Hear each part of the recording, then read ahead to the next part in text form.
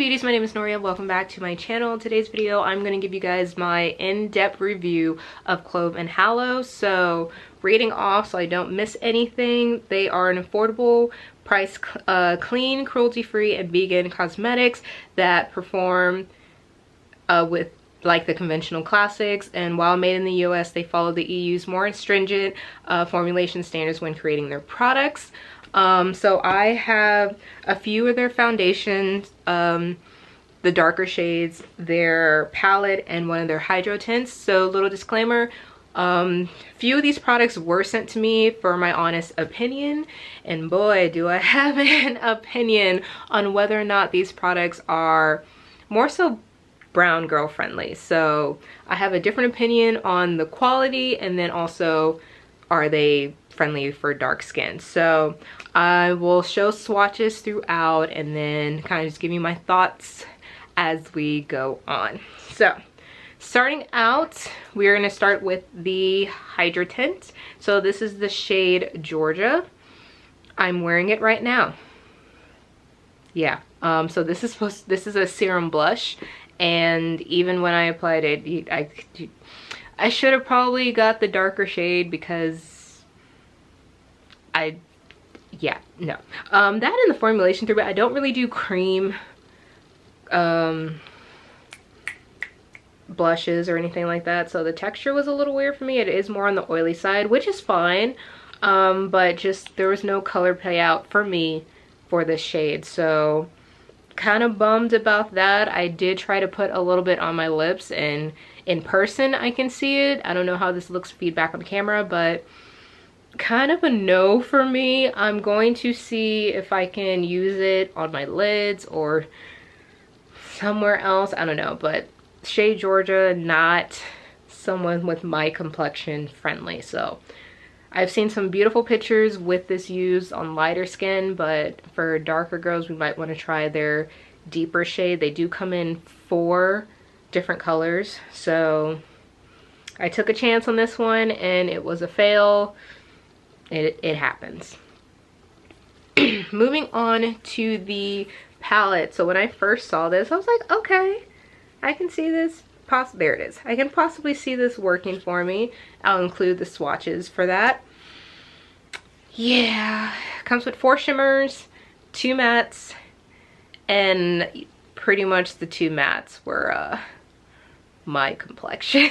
So couldn't really do much with that. I actually am wearing it on my eyes right now, and I originally put the darkest shade on. It did absolutely nothing. This one I literally had to pat on multiple times for it to show up, so you can kind of see it on the edges. And then after a while I just said screw it, we're just gonna go with the shimmer. So this one and this one are on my lids, and then I use this one in the inside corners.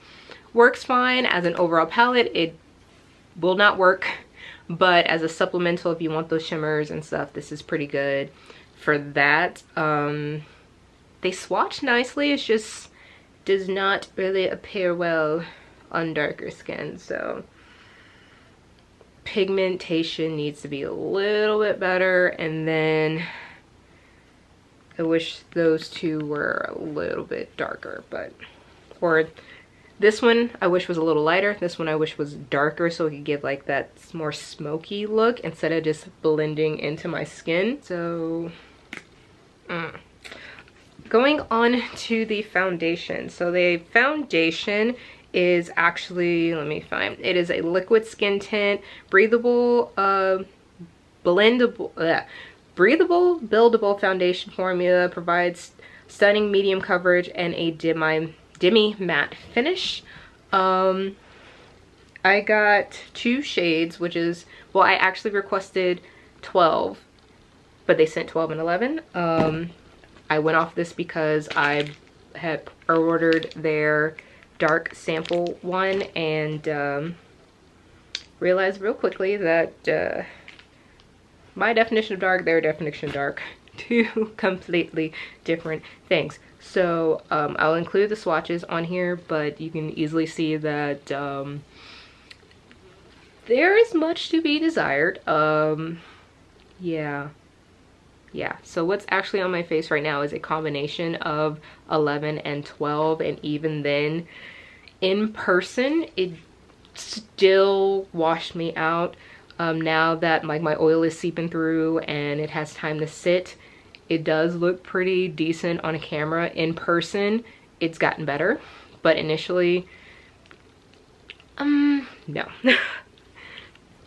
I will say though, 12, though dark, it is probably my summer shade. Like, it actually looks amazing. It's just a little too dark for me right now, but I guarantee you midsummer, who am I kidding? I'm in Texas. Early summer, this will be my shade, so I will definitely follow up on that. I wish there was, I understand like with clean beauty and stuff, some brands, it takes some time for the darker shades to come out. I understand that. There's just too much of a gap between these two. On the swatches, I will say they appear more golden, more yellow than they are in person. So I was trying to mess with the lighting a little bit to figure, like, to show you what I see in person, but you can't really do that. So everything you see, it is slightly more neutral than what's shown on those clips. So keep that in mind. What else? So yeah, I combined these two, came out okay. I used more of 11 than 12 just because I didn't want it too dark, but now I realize I probably should have put more 12 in there just because it has that brighter undertone. 11 kind of just washed me out. Not really brown girl friendly. It is what it is.